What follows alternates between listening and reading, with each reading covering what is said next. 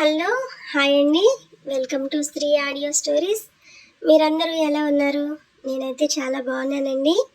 పెళ్లి తర్వాత ప్రేమ సిరీస్ని మీరు ఎంతగానో ఆదరించారండి, అభిమానించారు. దానికి చాలా థ్యాంక్స్ అండి. మీ సపోర్ట్ కనుక ఇలాగే ఉన్నట్టయితే ముందు ముందు చాలా సిరీస్ని మీ ముందుకు తీసుకురావాలి అని నేను అనుకుంటున్నాను. దానికి మీరు చేయవలసింది అంటే చాలామంది మన సిరీస్ని వింటున్నారు కానీ సబ్స్క్రైబ్ అయితే చేసుకోవట్లేదండి. ప్లీజ్ సబ్స్క్రైబ్ చేసుకోండి, అలాగే లైక్ చేయండి, కామెంట్ చేయండి, మీ అభిప్రాయాలను మాతో పంచుకోండి. ఇంకా మన కథలోకి వెళ్ళిపోతే హీరో ఇంట్రడక్షన్ చూసాము, అలాగే ఇద్దరి మధ్య స్నేహం ఎంత డీప్గా ఉంటుందో కూడా మనం చూసాం కదండి.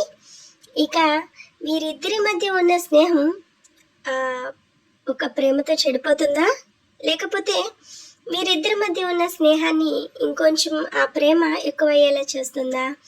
ఇది మనం తెలుసుకోవాలి అని అనుకుంటే కనుక ఈరోజు మన భాగాన్ని మనం వినేయాల్సిందేనండి. థ్యాంక్ యూ సో మచ్ మరొకసారి.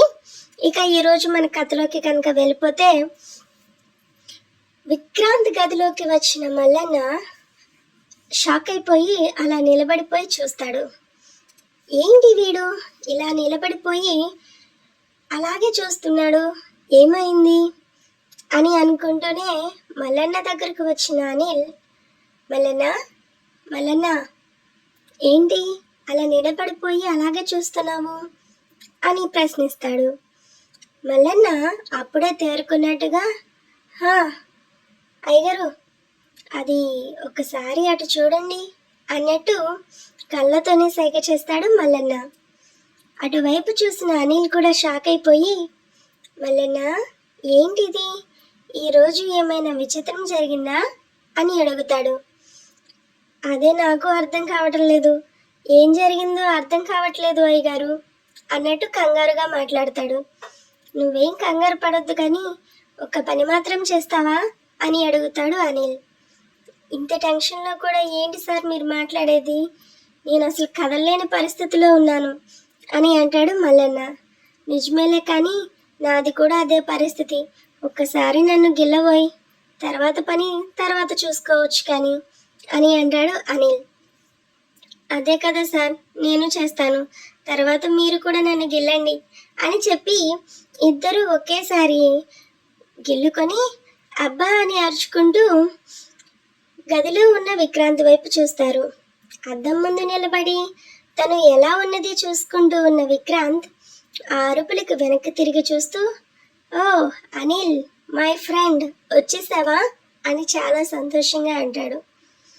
వెంటనే మల్లన్న ఇంకొకసారి షాక్ అవుతూ, ఏంటి ఈరోజు మా సార్ చాలా విచిత్రంగా ఉన్నారు అని అనుకుంటాడు క్వశ్చన్ మార్క్ ఫేస్ తోటి. అయ్యో అసలు ఏం జరుగుతుందో నాకే అర్థం కావటం లేదు, నేను ఎందుకు ఇలా మాట్లాడుతున్నాను అని విక్రాంత్ కూడా తన మనసులో అనుకొని వెంటనే అనిల్ వైపు చూస్తూ, పద నేను అయితే రెడీ అయిపోయాను, వెళ్ళిపోదాం అని అంటాడు. లోపలికి వచ్చిన అనిల్, ఒక్క నిమిషం ఆగుతావా, నీతో మాట్లాడాలి అని చెప్పి మల్లన్న వైపు చూస్తూ, ఏంటి మల్లన్న ఇంకా అలాగే నిలబడిపోయావా, సార్కి ఇవ్వాల్సిన కాఫీ ఏమైనా ఇచ్చేది ఉందా అని ప్రశ్నిస్తాడు. అప్పుడే తన చేతిలో కాఫీ ట్రైన్ గుర్తుపెట్టినట్టుగా మల్లన్న, అవును సార్ నేను మర్చిపోయాను, నన్ను క్షమించండి అని అంటూనే విక్రాంత్ దగ్గరకు వచ్చి తీసుకోండి అన్నట్టుగా కాఫీ కప్ చేతికి ఇస్తాడు. వెంటనే విక్రాంత్ కాఫీ కప్ చేతికి అందుకొని, ఏమైంది మల్లన్న అని అన్నట్టుగా చూస్తాడు.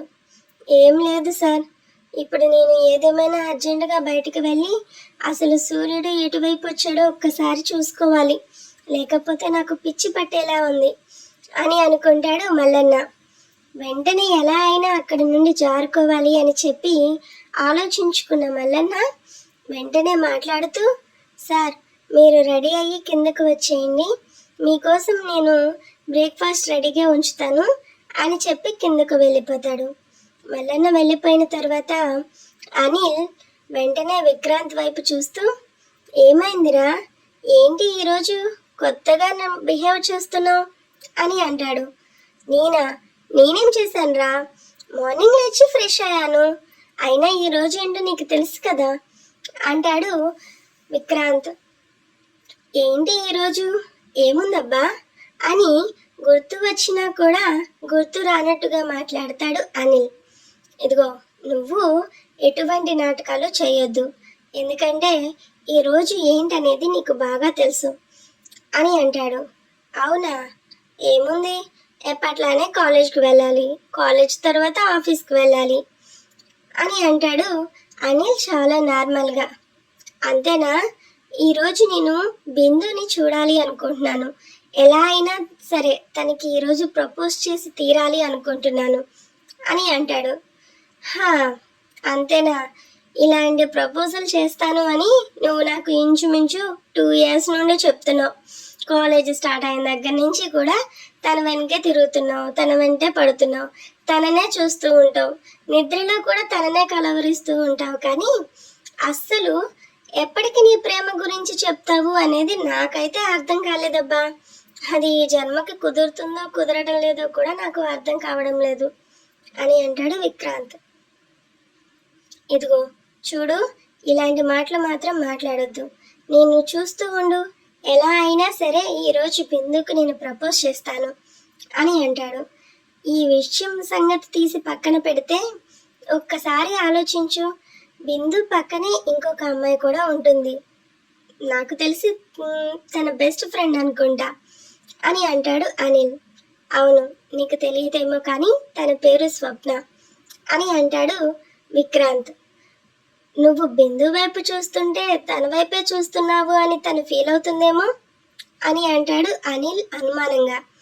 అలాంటిదేమీ లేదు, ఎందుకంటే నాకు ఎట్టి పరిస్థితుల్లోనూ స్వప్న లాంటి అమ్మాయిలు అస్సలు నచ్చరు. ఎందుకు అంటే తను చాలా ట్రెడిషనల్, నాకు ట్రెడిషనల్ గర్ల్స్ అంటే అస్సలు నచ్చరు. నాకు చాలా పాష్గా ఉండాలి, ఇంకా స్టైలిష్గా ఉండాలి. ఇంకా నీకు తెలుసు కదా, నా ఫ్యామిలీలో మమ్మీకి కూడా తన క్లబ్లో పరిచయం చేయడానికి తన స్టేటస్కి తగిన అమ్మాయే కావాలి అని చెప్పి అంటుంది. నీకు బాగా తెలుసు కదా అని అంటాడు విక్రాంత్. అవును, నాకు తెలుసు. ఆంటీ సెలక్షన్ ఏంటి అంటే నువ్వు ఎవరినైనా పెళ్లి చేసుకో, కానీ మన స్టేటస్కి తగిన అమ్మాయిని పెళ్లి చేసుకో అని మాత్రమే నీతో చెప్పింది. ఆ విషయము నాకు తెలుసు, కానీ నాకెందుకో నీకు స్వప్న బాగా సూట్ అవుతుంది అనిపిస్తుందిరా అని అంటాడు అనిల్. ఇక చాలే, నోరుమై, ఇలాంటి సలహాలు చెప్తావేంటి, నాకు బిందు పర్ఫెక్ట్ మ్యాచ్ అని అంటాడు విక్రాంత్. ఎలా నువ్వు చెప్తున్నావు అని అంటాడు అనిల్. ఎలా చెప్పడం ఏంటి, బిందు చాలా మంచి అమ్మాయి, అలాగే కొంచెం పాష్గా కూడా ఉంటుంది, స్టైల్ మెయింటైన్ చేస్తుంది, నాకు కరెక్ట్ జోడీ అనిపిస్తుంది అని అంటాడు విక్రాంత్. అలాగా, సరే చూద్దాం, నాకు ఒకటి అనిపిస్తుంది, అది జరుగుతుందో లేదో ఆ దేవుడే చెప్పాలి అని అంటాడు. చూడు, నీకు ఎన్నిసార్లు చెప్పాను దేవుడు లాంటి మాటలు నా దగ్గర మాట్లాడొద్దు అని. దేవుడు లేడు, దెయ్యము లేదు, మనం ఏది అనుకుంటే అదే జరుగుతుంది. నేను ఏది కరెక్ట్ అని నమ్ముతానో అది మాత్రమే నిజం, నువ్వు అది మర్చిపోతున్నట్టున్నావు అని అంటాడు విక్రాంత్ కొంచెం కోపంగా. సరే కూల్ కూల్, నేనేమీ అనట్లేదులే, జస్ట్ అది క్యాజువల్గా వచ్చేసింది అంతే, దానికెందుకు అంత సీరియస్గా అవుతున్నావు అని అంటాడు అనిల్. నీకు తెలుసు కదా, నాకు ఈ దేవుళ్ళన్నా దెయ్యాలన్నా అస్సలు నమ్మకం లేదు అని. అలాగే అని అంటాడు ఏదో చెప్పబోతున్న విక్రాంత్. సరే సరే చాలే, మనం ఇప్పటి వరకు మాట్లాడుకున్నది, మన ఇద్దరం ఇక్కడే కూర్చొని మాట్లాడుకుంటూ ఉంటే అక్కడ కాలేజ్ కూడా అయిపోతుంది, వెంటనే వెళ్ళిపోదామా అని అంటాడు అనిల్. నువ్వే లేట్, నేనైతే ఎప్పటి నుండో రెడీగానే ఉన్నాను అని అంటాడు విక్రాంత్. ఎందుకు రెడీగా ఉండరు, అది సరేలే, కానీ నేను చాలామంది అమ్మాయిల్ని ప్రేమించాను, కానీ ఒక్కరిని కూడా పెళ్లి చేసుకోవాలి అనుకోలేదు.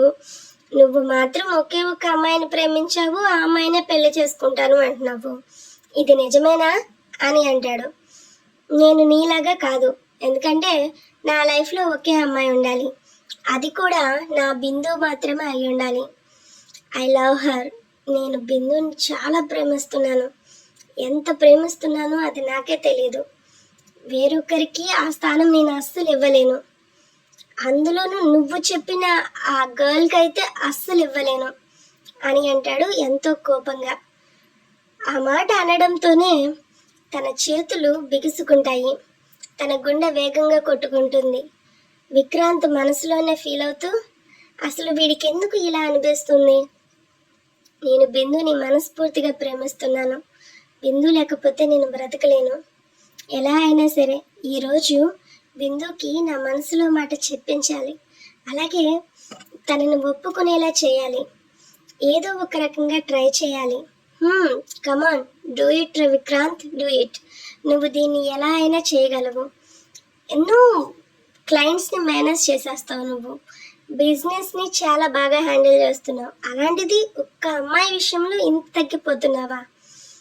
కుదరని పని ఇది, అసలు కుదరదు. ఎలా అయినా సరే ఈ అమ్మాయిని కూడా నువ్వే దక్కించుకొని తీరాలి. ఈ అమ్మాయిని ఎలా అయినా పెళ్లి కొప్పించాలి అని మనసులోనే చాలా బలంగా నిర్ణయించుకుంటాడు విక్రాంత్. ఇద్దరు కిందకి దిగివచ్చి బ్రేక్ఫాస్ట్ చేసి వెంటనే తన దగ్గరున్న రేంజ్ రోవర్ కార్ తీసుకొని కాలేజ్ దగ్గరకు వెళ్ళిన విక్రాంత్ తన చేతిలో ఉన్న పూల బుకేని చూస్తూ, ఎలా అయినా సరే ఈరోజు బిందుకి ప్రపోజ్ చేయాలి అని మనసులో గట్టిగా నిర్ణయించుకుంటాడు. అనిల్ మాత్రం తన వైపు చూస్తూ, ఈ బిందు చాలా మంచి అమ్మాయిలాగానే ఉంది, కానీ చూద్దాం ఏం జరుగుతుందో అని అనుకో.